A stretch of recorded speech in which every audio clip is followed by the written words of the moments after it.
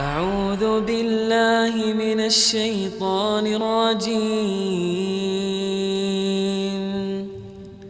بسم الله الرحمن الرحيم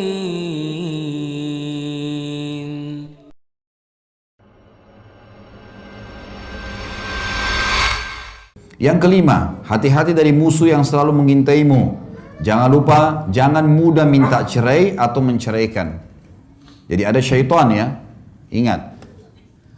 Di galangan jin, Bapak Ibu sekalian, sama dengan manusia ada 3 golongan. Ada jin mukmin, ada manusia mukmin. Ini jin mukmin sama manusia mukmin tidak akan saling mengganggu. Orang kalau sudah beriman, sudah tahu, dia tidak akan ganggu. Kita tidak mungkin minta, kita tidak perlu lintas alam namanya. Ya. Inilah saya, manusia, inilah air minum saya, inilah kue-kue saya, inilah pakaian saya, inilah rumah yang kita tinggalin, seperti ini. Jin itu punya dimensi waktu yang berbeda, punya karakter yang berbeda, punya fisik yang berbeda, punya makanan yang berbeda. Kita nggak perlu lintas alam ke situ. Makanya orang yang beriman, manusia beriman sama jin beriman sudah tahu mereka tidak akan saling ganggu-mengganggu. Ada di kalangan manusia namanya fasik. Fasik itu muslim tapi masih banyak dosanya. Dengan ada kafir. Di alam jin juga ada fasik, ada kafir. Fasik ini masih buat dosa, gitu kan? Dan kafir. Nah, khusus di alam jin, yang kafir sama fasik ini namanya syaitan. Bisa ditangkap ya? Jadi semua syaitan pasti jin, tidak semua jin itu syaitan. Iblis itu pimpinan syaitan. Di alam jin ada dakwah, ada jihad.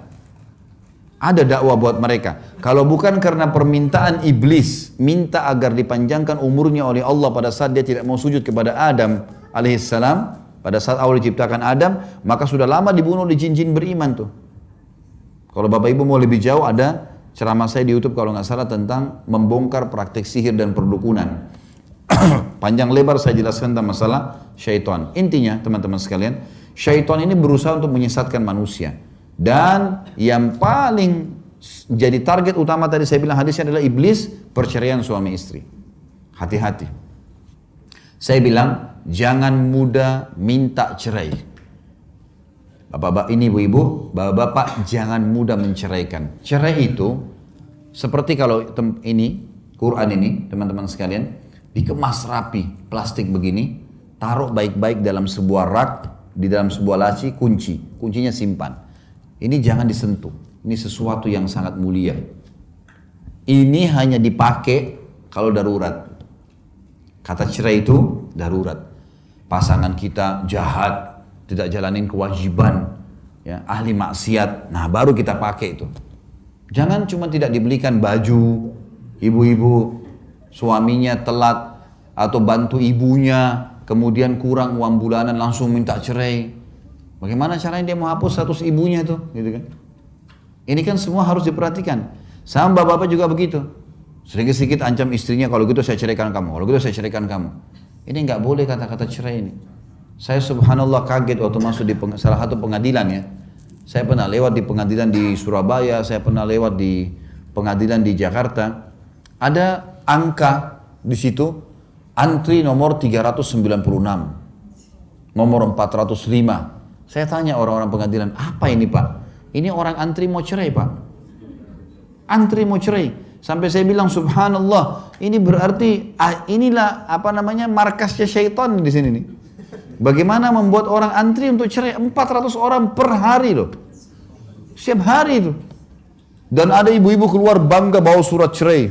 Udah cerai dari suaminya. Itu surat cerai itu sama surat ke neraka itu. Bahaya sekali. Kecuali memang suaminya ahli maksiat. Nah, itu. Makanya harus hati-hati ya.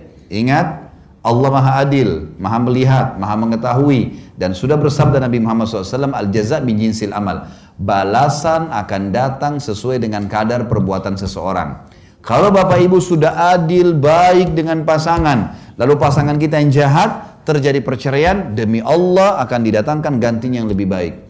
Tapi kalau kita berbuat buruk, kita berbuat hal-hal yang tidak benar, maka pada saat kita bercerai pun, kita akan didatangkan oleh Allah pasangan yang menyusahkan kita.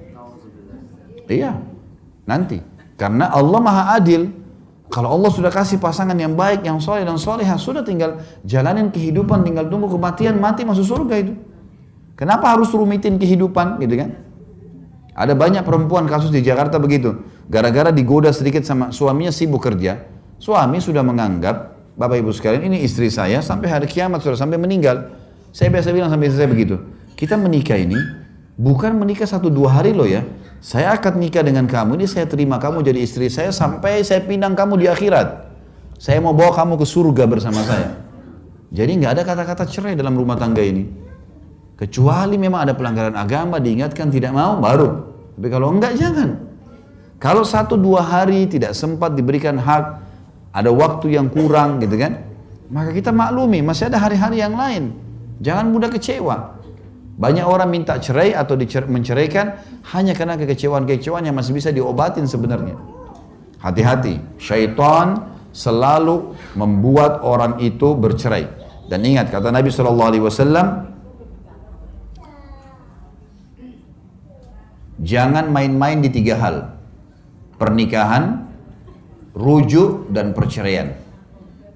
Jadi nggak boleh Bapak Ibu bilang begini, misal ada temannya punya anak perempuan, kita punya anak laki-laki, masih kecil nih. Lalu saya bilang sama teman saya, nanti kalau besar anakmu jadi nikah sama anak saya ya. Kalau dia bilang iya, ini terikat nih anak. Nanti kalau besar kita harus bilang, nak, dulu pernah ayah atau ibu jodohin kamu mau nggak sama si fulan? Oh saya nggak mau, udah batal. Tapi harus dibilangin. Makanya Nabi bilang jangan main-main di pernikahan. Yang kedua, jangan main-main dirujuk. Rujuk itu kalau sudah cerai, saya ceraikan kamu misalnya, baik sudah bercerai. 3 bulan pertama, 3 kali masa haid dari pengucapan kalimat cerai, kalau itu cerainya masih 1 atau 2, namanya tolak raj'i. Cerai boleh kembali. Di masa 3 bulan itu, kalau mereka rujuk, tanpa akad nikah pun sah. Di masa iddah ya. Jadi misal tiba-tiba baikan, tiba-tiba berhubungan biologis, maka ini sah. Tapi kalau lewat 3 bulan, 3 kali masa haid harus akad nikah baru. Semuanya baru. Mahar lagi, saksi lagi dan seterusnya. Ya. Ini harus digaris bawah ini. Jangan main-main di masalah rujuk. Kalau rujuk ya sudah rujuk. Nggak bisa dia bilang dia sudah baikan lalu kita sudah cerai kemarin. Nggak bisa. Dan jangan main-main di perceraian. Kata ulama begini, sampai saya masih ingat dosen saya dulu di tingkat 3 kuliah di Fakultas Dakwah di Madinah tahun 90. Waktu itu tahun 97 pas dia ngajar, beliau ngajar waktu itu. Dia bilang sama saya, Dr. Syarif, bilang sama kami di kelas, hati-hati dengan cerai saudaraku. Ini antara halal atau haram kemaluan istrimu. Jangan main-main dengan kalimat ini. Berapa banyak orang yang ucapin pagi hari, malam dia mau gauli istrinya. Ini hati-hati. Kata beliau, kalau ada seorang wanita di tengah-tengah tangga, suaminya bercanda, mengatakan, kalau kau naik saya ceraikan, kalau kau turun saya ceraikan. Kalau istrinya tetap naik, jatuh cerainya. Saking tidak bolehnya main-main dengan ini. Kita ini selalu cerai, ini nggak boleh. Ini langkah syaitan. Hati-hati. Ini masalah halal atau haram kemaluan. A'udzu billahi minasy syaithanir rajim. Bismillahirrahmanirrahim.